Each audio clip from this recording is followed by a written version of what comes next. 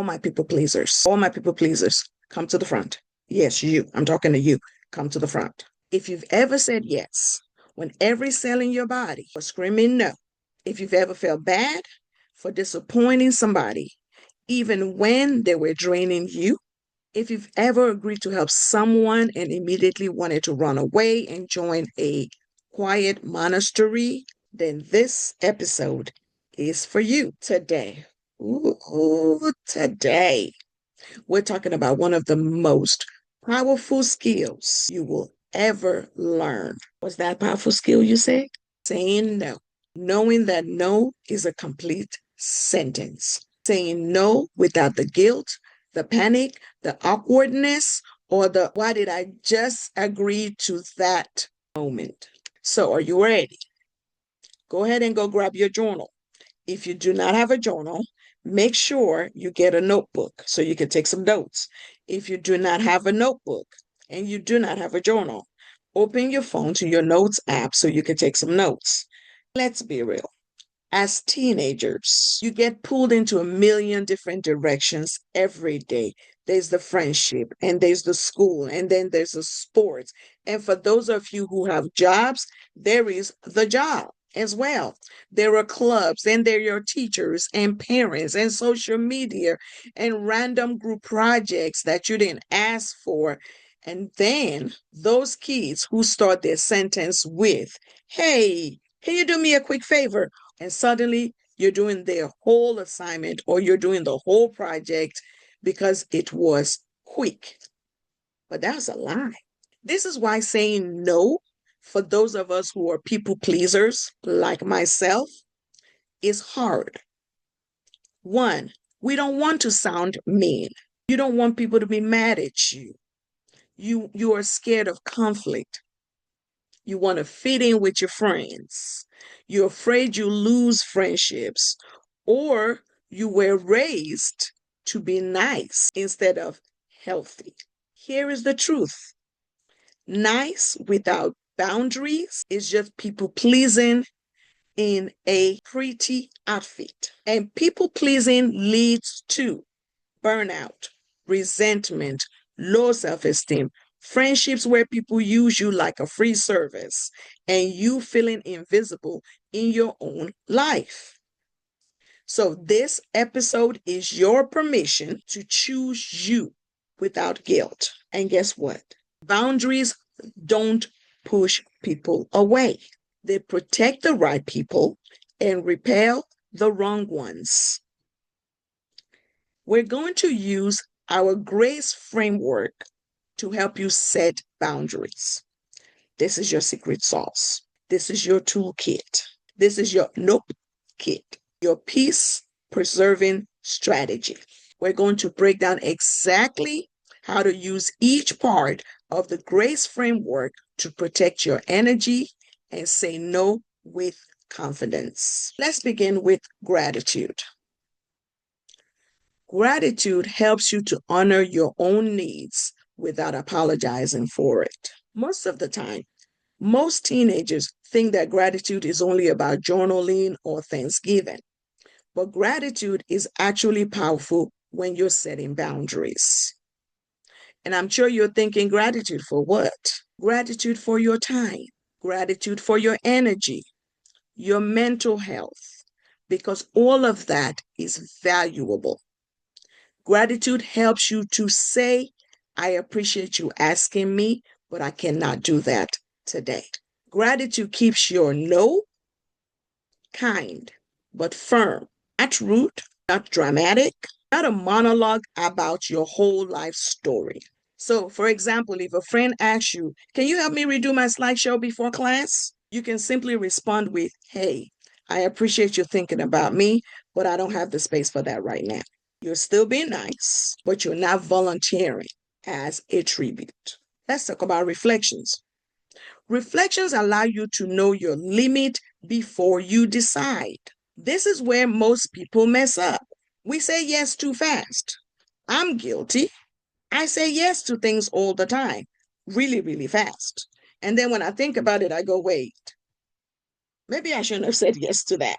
Most teenagers say yes before thinking because they panic, they feel pressured, they don't want awkwardness. Their brain goes into default nice mode. What reflection does for you is this: it gives you the time to think. You want to ask yourself, do I actually have the time? That's a great question. Do I want to do this? Is this my responsibility? Am I saying yes out of fear? Will this drain me later? A great reflection cheat phrase that I've started using is this: let me check and I'll get back to you. Or I always say, let me check my schedule and I'll get back to you. Try that. Because when you say, let me check, or let me check my schedule and I get back to you, boom, instant breathing room. No regrets later. So if someone, for example, comes to you and says, wants you to join another group chat, and you really, really, really, really dislike group chats, they drain your soul. You can say, let me think about it and I'll let you know. This gives you the time to reflect. It gives you the time to remember that you don't like group chats and you honor your peace more than 97 or 100 unread messages. Then you can say no. That's growth. Let's talk about affirmations. Affirmation is your reminder to yourself that you deserve boundaries. Boundaries start in your mind. You have to believe that you are allowed to say no. This took me a long time to learn. Affirmations help you to fight the guilt and the, oh, they're gonna hate me thoughts that sometimes we have, or, oh, they're gonna not like me thoughts. Let me offer you some teen affirmations for boundaries. My needs matter. Your needs matter. Saying no protects my peace. Yes, saying no protects your peace. I don't owe anyone unlimited access to me. Absolutely, you do not owe anyone unlimited access to you. Healthy people respect my boundaries. Healthy people should respect your boundaries. My worth isn't based on how much I do for others. Your worth is not based on how much you do for others. Think about this. If you're about to say no, but suddenly you start to feel guilty, I want you to pause. I want you to put your hand on your chest, and I want you to go back and read all the affirmations that I just offered you, and I'm going to add another one to it. You can say this: I am not responsible for everyone's happiness. Now say your boundaries clearly and calmly, and watch how freeing that is. This is a lesson that I have had to learn as a grown up, and it takes practice. Connections means you surround yourself with people who respect your boundaries. Here's where life gets juicy. Connections reveal everything. Healthy connections respect your no. Healthy connections don't pressure you. Healthy connections don't make you feel bad. Healthy connections celebrate your confidence.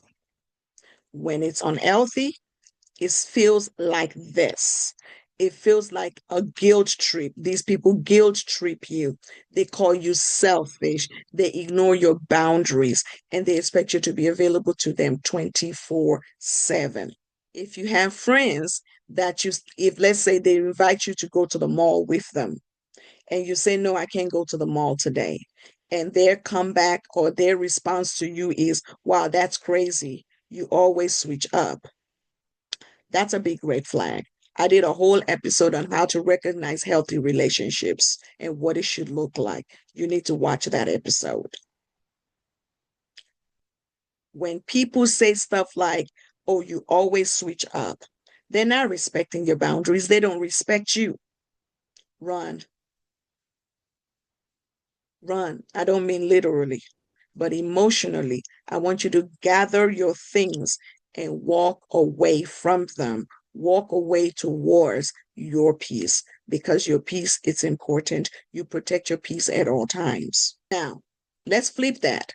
If you tell your friends, "Oh, today I can't hang out with you," and they say, "Cool, we'll try again next time."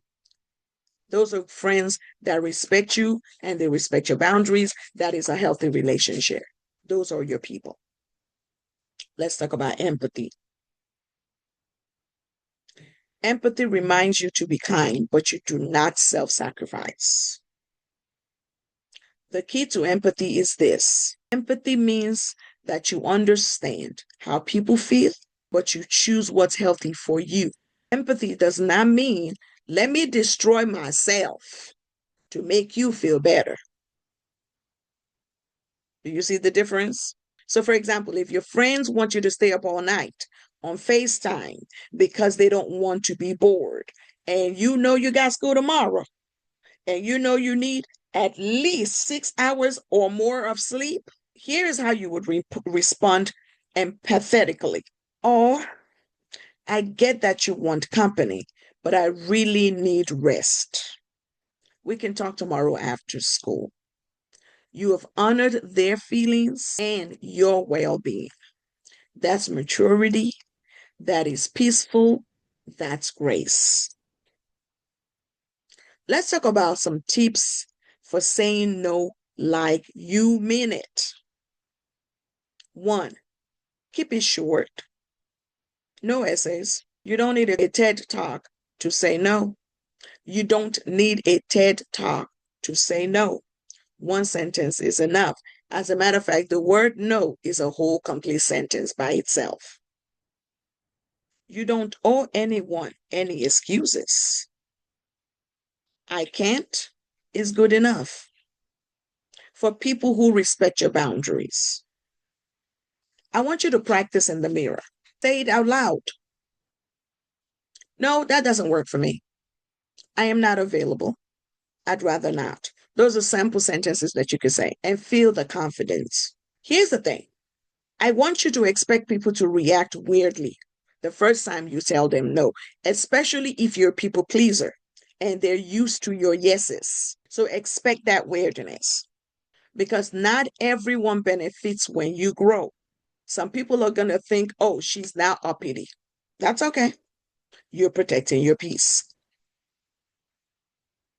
Because if they're used to your yes, your no you will shock them. They'll be all right. Stick to your boundaries.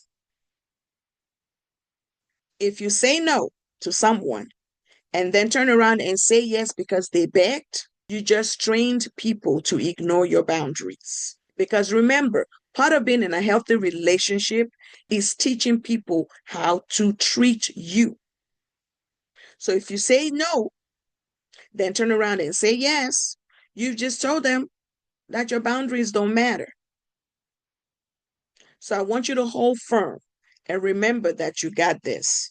Let me recap for you. Tips for saying no without feeling guilty. Number 1, keep it short. No essays. Number 2, you don't owe excuses. Number 3, I want you to practice saying it in the mirror. Number 4, expect people to act weird the first time you tell them no. And number 5, stick to your boundaries. Here is your challenge for the week. It's your time to level up. This week's challenge, I want you to say no at least one time when you normally would say yes. Use the grace framework. Reflect on how that felt. Journal about it. Notice how your confidence grows. Remember, healthy boundaries equal healthy life. You deserve relationships where your no is respected just as much as your yes. I'm proud of you. Keep growing with grace As always, stay graceful, stay growing, and remember, you got this.